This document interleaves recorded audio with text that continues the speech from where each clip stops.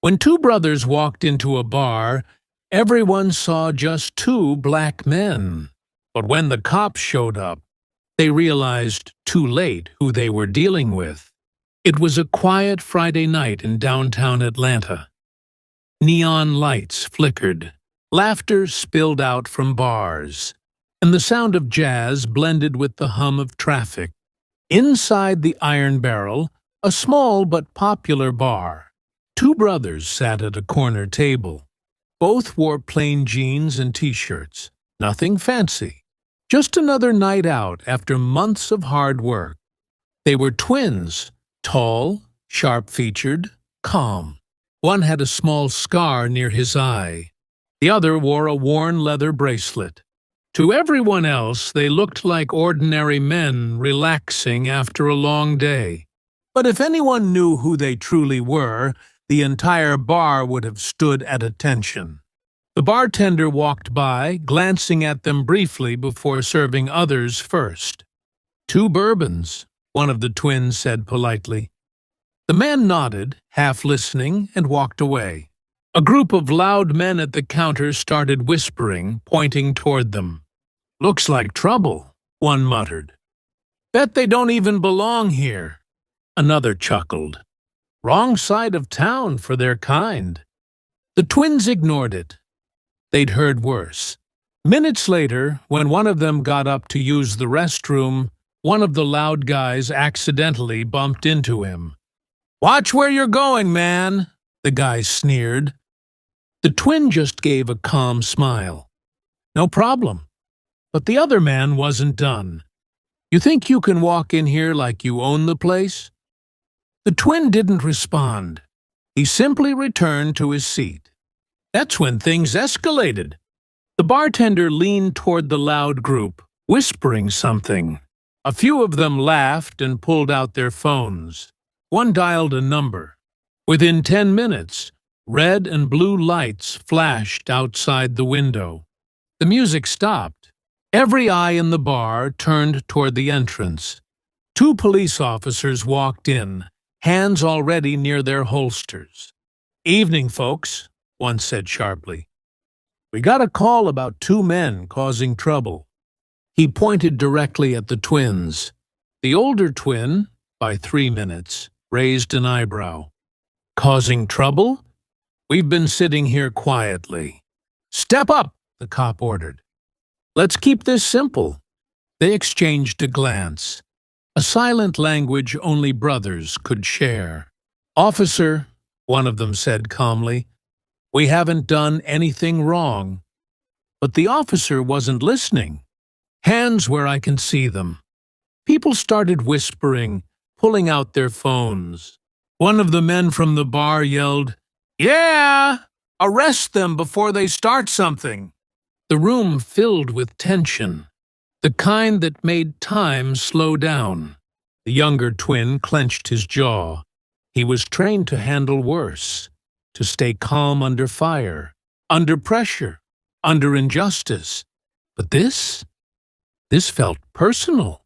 One of the officers moved closer. "You deaf?" "I said hands up." The twin slowly stood, raising his hands. "We're cooperating." The officer smirked. "You better be." The older brother's voice stayed low and even. "Before you make a mistake, officer, maybe you should check who we are." The cop scoffed. "Oh, yeah? And who's that supposed to be? Rappers? Athletes?" The twins stayed silent. The younger one's eyes hardened the kind of look soldiers get after seeing too much. The officer reached for his cuffs. "You're coming downtown." And that's when everything shifted just before metal touched skin. The younger twin said quietly, "Careful where you place those, officer." The last man who tried that ended up saluting me. The bar went dead silent. The cop froze, confused. "Excuse me." The older twin reached slowly into his back pocket every move, calm and precise, and pulled out a black leather badge holder. He flipped it open. The room gasped. The silver badge gleamed under the flickering bar lights. The officer's smirk vanished. The entire room froze. The badge wasn't an ordinary one. It had the unmistakable eagle crest and deep blue seal. U.S. Navy. The cop blinked, then squinted. "Wait, this says—" The older twin interrupted, his voice calm but cold. "Lieutenant Captain Aaron Miles, U.S. Navy Operations Command." "And the man next to me," he nodded toward his brother, "Commander Jordan Miles, U.S. Navy SEAL Team 6. You could hear a glass drop in the silence that followed. The bartender's jaw fell open. The loud men at the counter looked as if someone had pulled the floor out from under them. The officer's hand trembled. "Sir, we didn't—" Aaron's tone was razor-sharp but controlled. "You didn't ask. You just assumed." He took a slow step closer, never raising his voice. "Every week, men like you see someone who looks like us, and your first instinct isn't respect. It's suspicion." The younger twin, Jordan, looked around the room, every face watching, silent. "You called for backup," he said quietly, "because two black men sat in a corner, drinking in peace. That's the problem, isn't it?" The officer swallowed hard. "We were just responding to a call, sir." Aaron cut him off. "And next time you respond, remember, not everyone you pull over or corner has to prove their worth to you." For a long second, no one spoke. Then Jordan placed some cash on the table, enough to pay for their drinks, plus a generous tip. He turned to the bartender. "Keep the change. Maybe next time, serve everyone like they deserve." They started walking toward the door, but before they could leave, a faint voice came from the back, the same man who'd called them trouble. "Hey, wait!" The twins turned. The man's eyes were wide, fear and regret mixing in his voice. "You're really SEALs?" Jordan gave a small, tired smile. "Not that it should have mattered." They left the bar in silence, their footsteps echoing behind them. Outside, the night air felt heavier. The younger twin looked at his brother. "You handled that better than I would have." Aaron exhaled slowly. "We fought wars overseas, Jordan, but the hardest battle is still right here." He opened the car door. But before stepping in, Jordan's phone buzzed. It was a message from their commanding officer. "Urgent," the brief moved up. "Operation Iron Crest. Be ready by dawn." Jordan's jaw tightened. "We go again." Aaron nodded. As they drove off into the night, the red and blue lights behind them reflected in the rear view mirror, like ghosts of a world still learning who to respect. A full year passed since that night at the bar. But for the Miles twins, the memory never really faded. It wasn't anger that lingered. It was remembrance. Remembrance of a world that still measured worth by the color of skin, before the content of character. The evening sky glowed orange as the city prepared for a local Veterans Appreciation Gala, hosted, coincidentally, at the Iron Barrel, the same place where humiliation once tried to stain their dignity, the place where two brothers were treated like intruders. Tonight, they were returning as guests of honor. The new owner of the bar, a woman in her 50s, had sent them a personal invitation after discovering who they really were.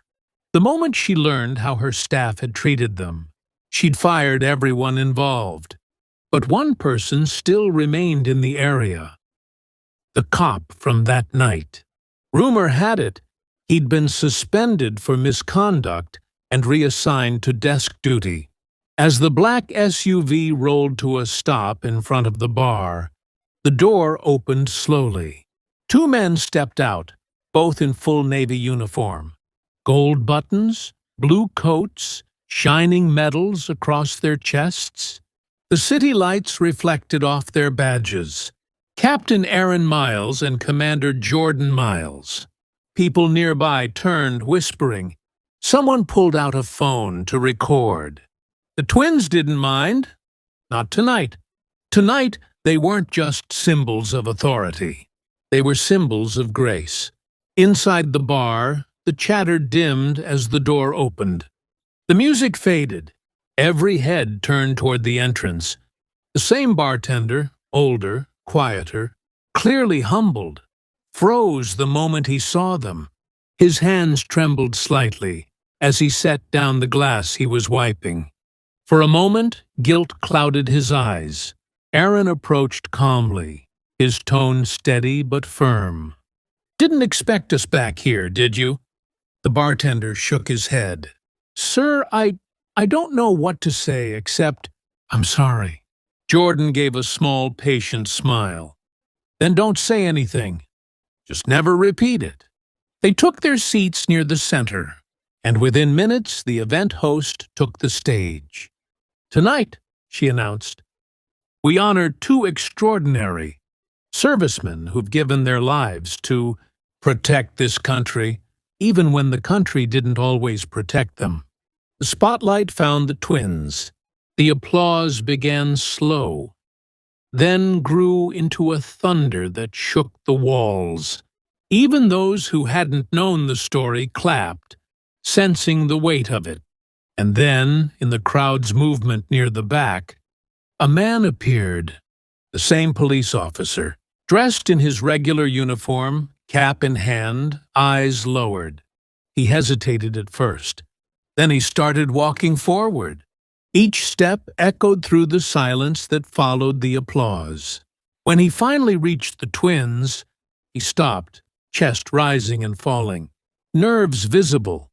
"Captain Miles, Commander Miles," he said quietly, "I've wanted to apologize for a year. What I did that night was wrong. I judged you before I even knew you. I'm sorry." Aaron studied him for a moment. His face didn't show anger, only calm understanding. "What made you come here tonight?" he asked. The officer's voice cracked slightly. "Because I realized something, sir. The job doesn't give me the right to look down on anyone. It gives me the duty to protect everyone, equally. And I failed at that." For a moment, silence filled the room again. Jordan stood, his height commanding attention. He walked closer to the man, placed a hand on his shoulder, and said, "People make mistakes, but not everyone has the courage to admit them." The officer blinked back tears. "Thank you, sir." Then something unexpected happened. The officer stepped back, straightened his posture, and saluted them both. The sound of his boots clicking together echoed through the hall. Aaron hesitated for a second, then returned the salute. Crisp and proud. The crowd erupted in applause once again, louder, rawer, more emotional.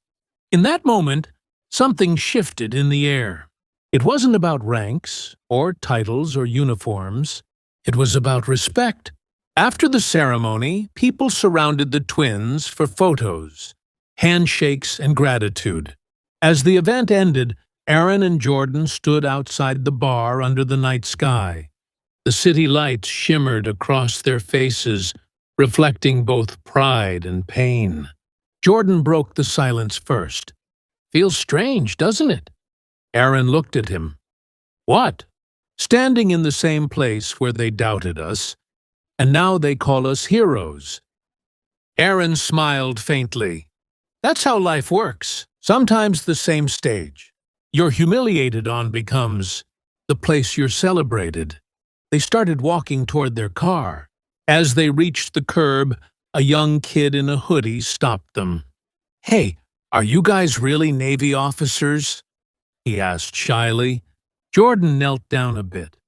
"Yeah, we are." The kid's eyes lit up. "I want to be like you one day." Aaron smiled warmly. "Then remember this, kid. You don't need permission to be great. You just need persistence." The boy grinned, running back toward his mom.